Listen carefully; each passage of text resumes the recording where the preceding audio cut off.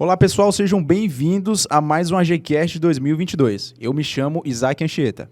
E eu, Lilith Guimarães. E hoje vamos começar mais um episódio do nosso AGCast com o tema Registro de Marcas e Patentes, como funciona? Entrar na universidade representa um universo novo na vida do jovem. Uma mudança e tanto na fase, não é mesmo? A expectativa dos calouros somado à preocupação com as responsabilidades que estão por vir pode gerar certa ansiedade.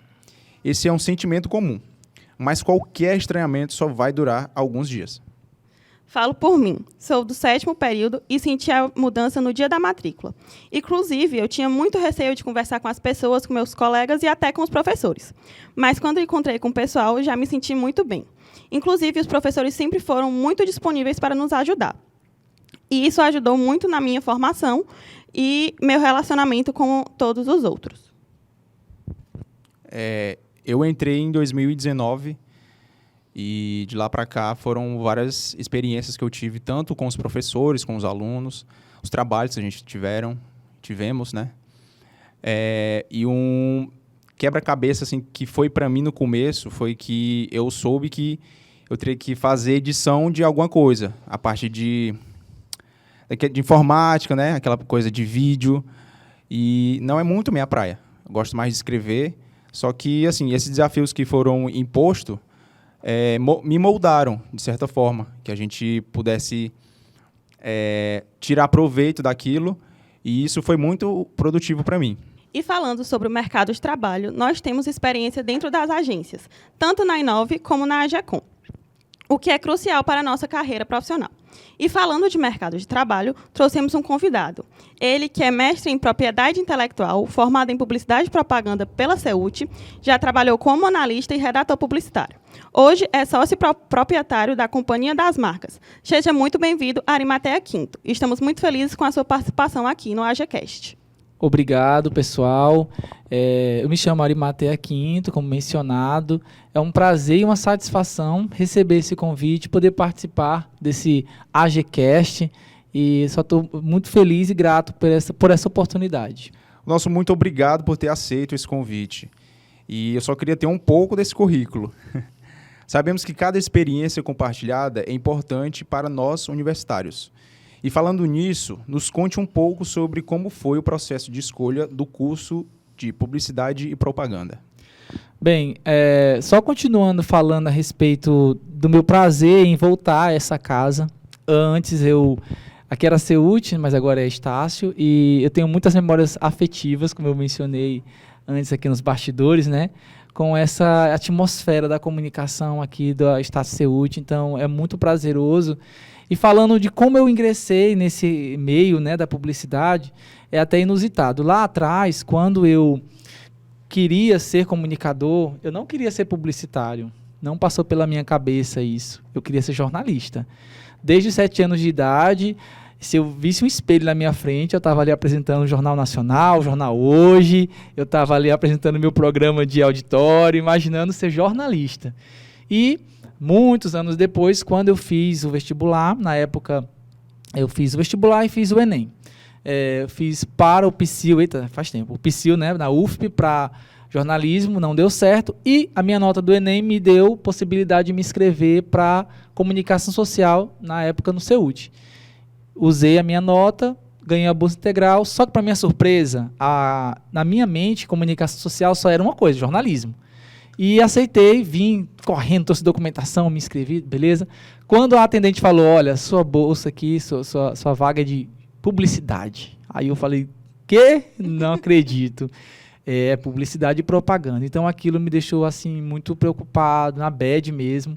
Porém, com o passar do primeiro, segundo, terceiro período, na bad, né, como eu falei, eu tive uma conversa séria com a coordenadora na época, Maria Helena, que até mandou um abraço aqui. E dessa conversa gerou, né, minha paixão pela publicidade e propaganda. E eu comecei a entender que dentro daquilo que eu queria fazer no jornalismo, que era escrever, que era algo que era meu mesmo, eu usar isso na publicidade. Foi daí que eu criei essa paixão, esse desejo pela publicidade e propaganda, e não tenho nenhum arrependimento de ter escolhido. Entrar no curso já foi uma dificuldade, né? Sim. Mas dentro da universidade, qual foi a maior dificuldade que você encontrou? Olha, tem algumas dificuldades, na verdade, porque falar só uma seria muito uma escolha muito difícil, mas algumas, por exemplo, eu tive dificuldade de estágio na minha época, entendeu? Encontrar um estágio ideal, um estágio adequado, até porque eu trabalhava em uma empresa que não era do ramo da publicidade e eu tinha a obrigação de estagiar, né? A gente tem esse pensamento de estagiar em uma agência e tudo mais.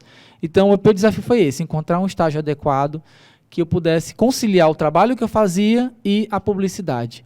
Outra dificuldade ao longo da minha jornada acadêmica foi a escolha da minha área dentro da agência, porque durante o curso, bem aquele lance, o que eu vou escrever no TCC, o que eu vou falar no meu TCC, eu vou fazer campanha, no caso do jornalismo, da publicidade, vou fazer campanha, eu vou fazer o TCC.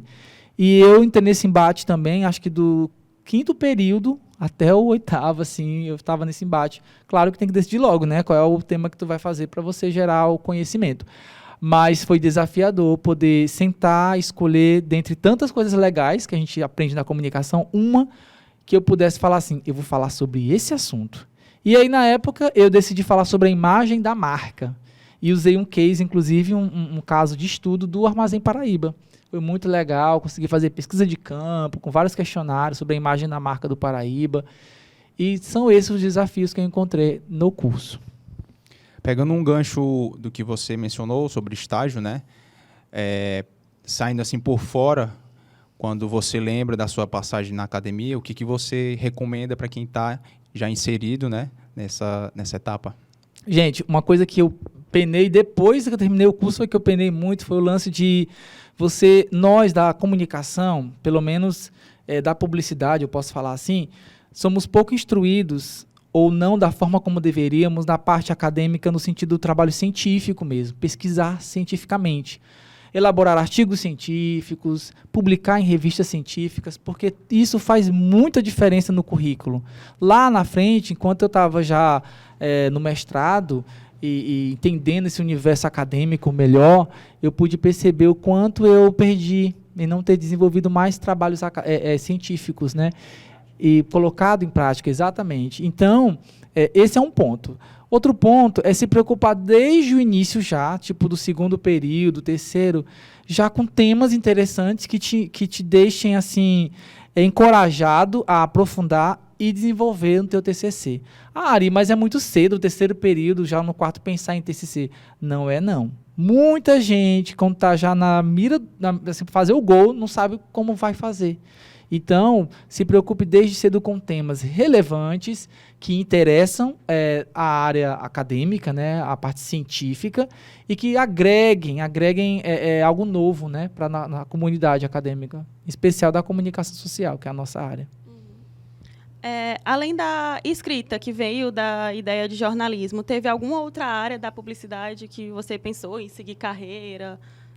Olha, além da redação publicitária, eu sempre fui apaixonado pelo atendimento, porque lidar com o público, para mim, sempre foi muito tranquilo. Acho que por conta que eu me preparei a vida toda para essa questão da comunicação, desde pequeno eu era muito comunicativo e tudo mais, então o atendimento de uma agência, eu sempre fui fascinado por isso também, seria talvez uma outra escolha que eu pudesse ter. O tráfego também me chamou a atenção em determinado tempo, né? Depois eu deixei um pouco a ideia de trabalhar com tráfego, com mídia também, né? Era outra área, mas o atendimento, com certeza, se não fosse a redação, o atendimento era a minha escolha, viu? Pode ter certeza. E falando um pouco sobre a atualidade, né? Quanto ao trabalho que você desempenha hoje no registro de marcas e patentes. Como que surgiu a Companhia das Marcas? Pronto. Entendendo que dentro da área de comunicação social, publicidade, tem essa lacuna de conhecimento sobre propriedade intelectual, o que eu fiz? Em 2012, eu participei de um programa de inovação chamado Agentes Locais de Inovação, que era uma parceria do Sebrae com o CNPq. Eu fui bolsista pesquisador por 2 anos. E dentro desse programa, a gente aplicava uma metodologia chamada Radar da Inovação. Eu atendi 60 empresas do mercado de microempresas. E nesse contexto, ao aplicar esse radar da inovação, 80% das empresas não tinham a marca registrada. E isso me deixou encucado com o pensamento. Eu falei, nossa, como é que essa empresa tem 30 anos de mercado e chegando aqui nessa avaliação, a marca não está registrada? E eu propunha para os empresários, porque tinha que aplicar um plano de inovação na empresa, o registro da marca. Beleza, alguns acreditavam e aproveitavam e entravam com o pedido de registro, outros não, nem tanto. Quando terminou esse trabalho lá de inovação, em 2014, eu me uni com uma sócia chamada Maria, inclusive mando até um abraço para Maria Rebelo. Nós dois iniciamos a Companhia das Marcas com esse foco. Especialistas em propriedade intelectual, marcas, patentes, direitos autorais. E aí foi que a Companhia das Marcas surgiu. A partir do entendimento de que o empresário local, ele adora uma coisa regional. Ele quer saber de alguém que fale a linguagem dele. E, na época, não tinha uma empresa ainda atuando nesse segmento aqui em Teresina, declaradamente focada em marcas e patentes. Então, a Companhia das Marcas foi pioneira no Piauí. E, a partir daí, nós já atendemos já mais de 400 empresas e estamos aí nessa luta diária. Os nossos principais ouvintes são universitários. Alguns têm conhecimento na área, mas outros não. Pensando nisso, qual a finalidade e qual o maior risco de não se ter o registro de marca da sua empresa? Primeiro, é importante os ouvintes entenderem que o registro de marcas ele não está isolado. Como assim? Ele faz parte de um conjunto maior que se chama propriedade intelectual.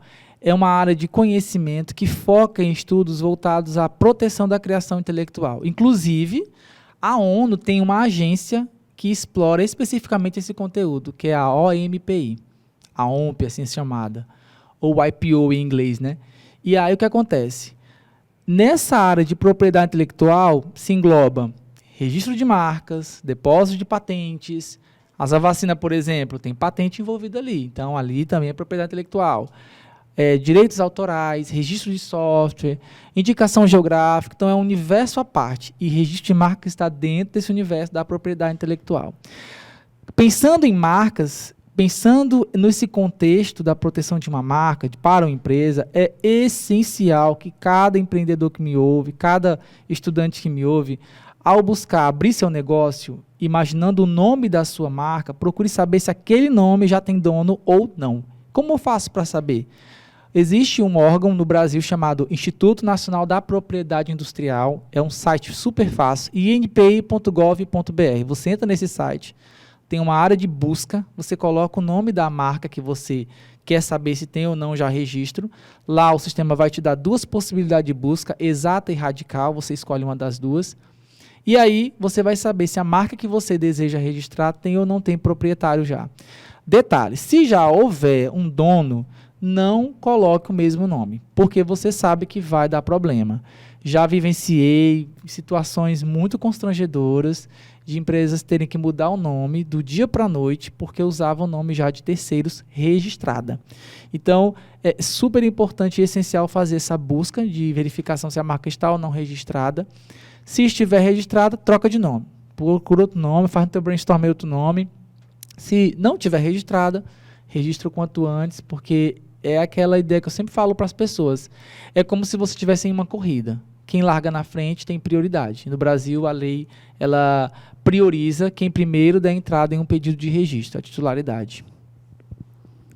E falando um pouco sobre barreiras, né?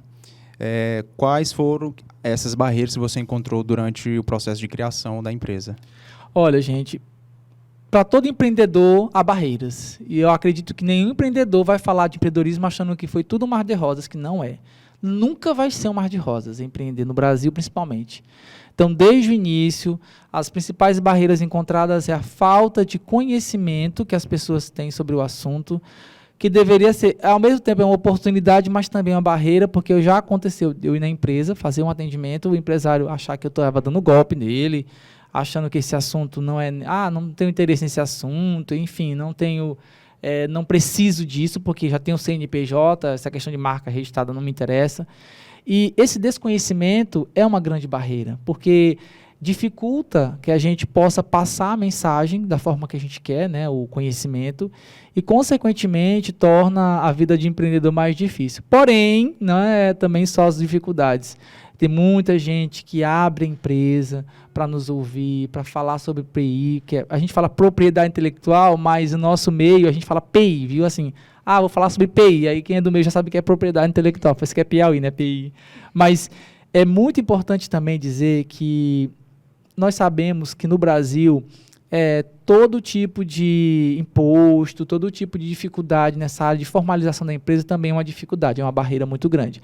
Já houveram avanços? Sim, houveram, mas ainda assim é uma dificuldade para todo empreendedor a quantidade de impostos que são cobrados, até de prestadores de serviços, então isso também é uma dificuldade. Mas eu não quero desmotivar ninguém que está me ouvindo a achar, eita, mas o Ari então está falando, só tem barreira. Tem muitos frutos que você colhe a partir do seu trabalho. O que eu ouço falar bastante, e que eu acredito que vocês também que estão me ouvindo, e vocês aqui do estúdio, é que quanto mais especialista você se torna na sua área, mais autoridade você tem para falar daquele assunto, e você acaba se tornando referência naquilo. Então, eu acredito que a nossa empresa, por defender essa bandeira e sermos especialistas nisso, nos tornamos referência no assunto, porque nós trabalhamos 24 horas com isso. E somar o meu conhecimento em publicidade e propaganda com o conhecimento de marcas, com o conhecimento de propriedade intelectual, foi fantástico, tem sido fantástico. Então, o registro de marcas e o registro de patentes está tudo dentro da propriedade intelectual. Isso. Quando fala registro de marcas e depósito de patentes, é dessa forma que a gente distingue. Popularmente, as pessoas geralmente falam assim, tu já patenteou tua marca? É algo muito normal a gente ouvir, mas não é a forma correta que a gente orienta as pessoas. O certo é registro de marca, depósito de patente, registro de direitos autorais. Mas, tranquilo, isso, gente, eu estou falando por vocês estarem me ouvindo e eu estou aqui também até para ensinar, né, e aculturar da forma correta. Mas é muito comum a gente ouvir, patentei a minha marca. E essa patente de marca? Patente é uma coisa, registro de marca é outra. São duas coisas diferentes. E falando sobre processo de registro, eu queria que o senhor falasse mais a respeito. Como que funciona? No Brasil, Isaac, é um pouco lento ainda, mas já foi mais lento. Em 2014, quando eu iniciei nesse segmento, demoravam 3 anos para um registro de marca ser aceito pelo INPI. Depois diminuiu para 2 anos e meio, 2 anos, 1 ano e meio, e hoje está em torno de 10 meses. Um processo que corre da forma correta, sem nenhuma interferência ou contestações. O que acontece é que, por termos um governo que ainda não investe tanto quanto deveria na infraestrutura tecnológica do INPI, que é a autarquia federal que cuida disso, acaba que, e também a quantidade de servidores públicos que trabalham ser poucos, acabam que a demanda de processo ser muito grande e serem poucos funcionários, colaboradores lá do INPI. E aí, meu amigo, fica desequilibrada, né? A questão da quantidade de processos que chegam e a quantidade de analistas para avaliarem se a marca pode ou não ser registrada. Hoje, esse processo segue etapas rigorosas, de acordo com o que é estabelecido pelo INPI.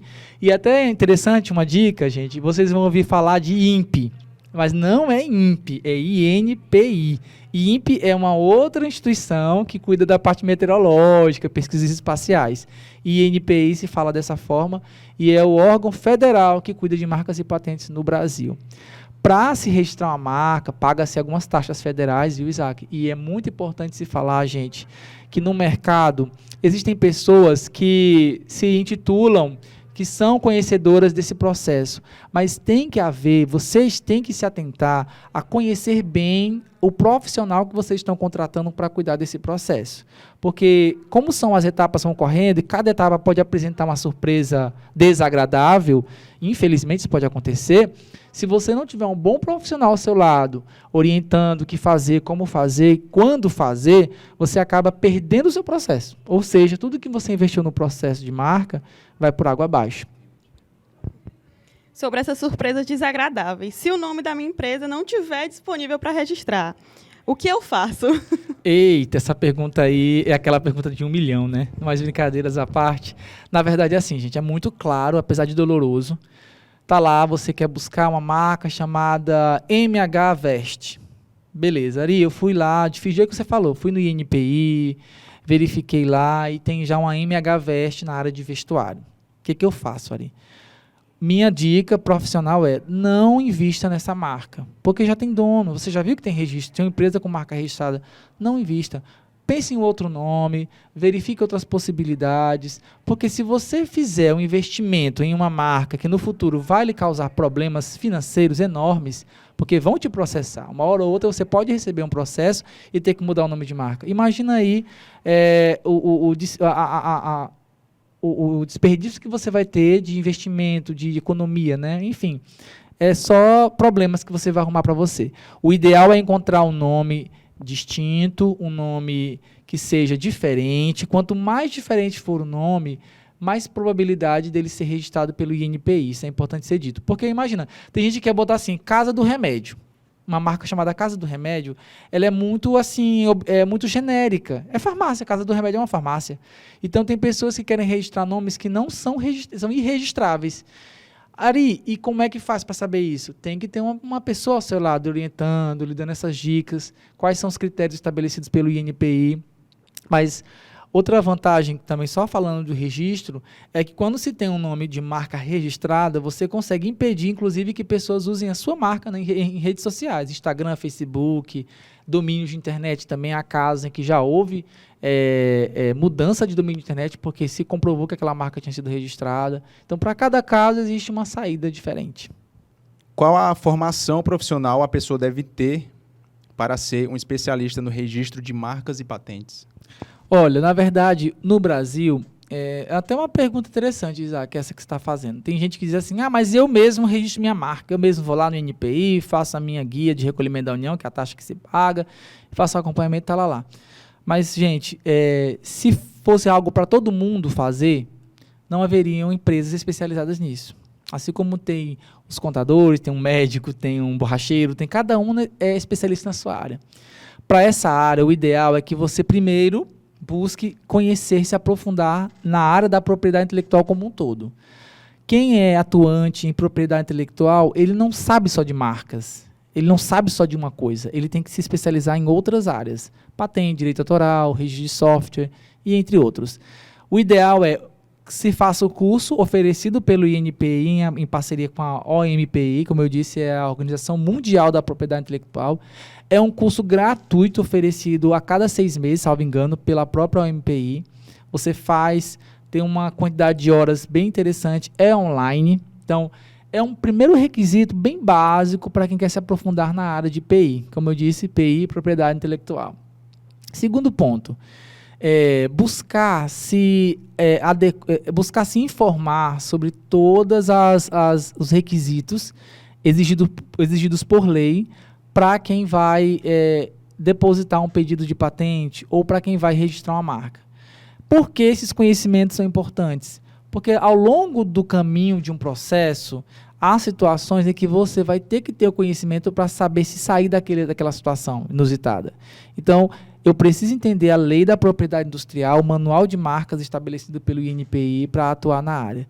Se existir assim, uma formação acadêmica exata, não existe. Eu até quero falar aqui para quem me ouve, que nós publicitários, jornalistas, qualquer área, você pode sim atuar na área de PI, de propriedade intelectual, sem problemas nenhum. Houve um tempo que se achava que só advogados, Isaac, poderia atuar nessa área. Não, isso é culpa de advogado, só advogado pode atuar. Não existe uma obrigatoriedade que você precise ser advogado para atuar na área de propriedade intelectual. Hoje eu tenho pessoas que eu conheço de todas as áreas que atuam em propriedade intelectual. Inclusive, o INPI tem um curso voltado para jornalistas entenderem sobre propriedade intelectual. Enfim, qualquer pessoa que tenha vontade, desejo e que se especialize cada vez mais pode atuar com propriedade intelectual. O importante é manter-se sempre atualizado, estudando, buscando formações, que é sempre importante, seja especialização ou mestrado. Inclusive, eu quero até deixar aqui já bem claro que no Piauí, a UFP, Universidade Federal do Piauí, já contempla um mestrado em propriedade intelectual. Isso é muito interessante. Ari, tem exigência de curso de graduação para fazer esse mestrado? Não tem. Olha que bacana. Qualquer pessoa, qualquer área que tenha tido a graduação certinha, pode fazer esse mestrado profissional. É oferecido pela UF em parceria com o Profinist, que é uma rede nacional que oferece esse mestrado. Então, assim, é muito prazeroso falar disso, porque, de repente, quem está me ouvindo se identifica e quer se aprofundar na área, quer se especializar cada vez mais. Meu amigo, vá atrás, corra, se especialize, se aprofunde. Se precisar de contato comigo, fique à vontade, eu estou sempre aberto, tá bom? A esclarecimentos, a dicas. E o mais importante é a difusão da propriedade intelectual. Quanto mais pessoas souberem da importância que isso tem para a sociedade, melhor. E realmente essa conversa foi muito produtiva, né? O Ari aqui mencionou a experiência que ele teve durante os 4 anos de academia, pegou também a parte que ele já atua dentro das suas competências, né, no trabalho que ele exerce, e também é muito motivador, né, ele partilhar essas informações e conhecimento com a gente, que a gente, muitos já estão finalizando, outros estão no meio, no começo, enfim. Tudo é questão de tempo, né, dentro do tempo. E eu queria pedir que ele deixasse um comentário para a gente que estão nos ouvindo. Bem, pessoal, assim, fazendo um apanhado geral de tudo que a gente conversou, primeiro, agradecer demais a oportunidade de falar sobre um assunto que eu sou apaixonado, que é sobre propriedade intelectual e como isso somou ao meu curso, que é a comunicação, a publicidade, como eu me tornei o profissional que eu sou hoje. Claro que eu ainda tenho muito que aprender e estou em busca disso sempre, mas agradecer demais a vocês pela oportunidade de falar sobre esse assunto, Lilith pelas perguntas maravilhosas, Isaac, a equipe como um todo, a Catarina também, e a equipe toda dos bastidores que estão aqui, muito obrigado, Bernardo, Júlio, enfim. Sou muito grato a essa instituição, deixo aqui bem registrado isso, muito grato mesmo. A publicidade, na minha vida, veio para ficar e ficou. Só recapitulando que eu atuei como redator publicitário, então eu fui muito feliz também quando eu atuei na agência que eu atuei como redator publicitário. Foi uma experiência incrível e que até hoje eu carrego isso, até na hora que eu vou escrever algo sobre aquela estrutura de texto que a gente aprende na publicidade. Mas a minha mensagem, assim, finalizando aqui essa minha passagem por esse AGCast, invista no conhecimento. Da melhor forma que você puder, dê o seu melhor. Um curso, uma especialização, algo que vá acrescentar no seu currículo, invista. Não perca tempo. Publicitários, jornalistas e quem me ouve, invista no seu currículo. Invista na sua carreira acadêmica no sentido de gerar artigos científicos, porque a ciência precisa da gente. Nós precisamos gerar arquivos que possam trazer clareza e possam trazer a possibilidade de inovação para outras pessoas. E eu acredito que o mercado precisa disso também. Porque se não fosse o conhecimento produzido na academia, o mercado não teria tantas inovações como tem hoje. E a prova está bem aí, que é as vacinas, né, que no momento que a gente mais ouve falar. Então, a propriedade intelectual, a inovação e o mercado e a academia sempre estão de mãos dadas. Obrigado pela oportunidade. E é isso, pessoal. Finalizamos aqui mais um episódio do AGCast, em que trouxemos excelentes conteúdos para você. Sobre a orientação do nosso corpo docente, professor responsável, Tiago Melo. Locução, Isaac Anchieta e Lilith Guimarães. Edição, Bernardo. Coordenação geral, Ana Luísa. E produção, Ana Catarina. Estamos presentes nas principais plataformas digitais. Nos acompanhe através das redes sociais, @AGECOM e Estácio THE.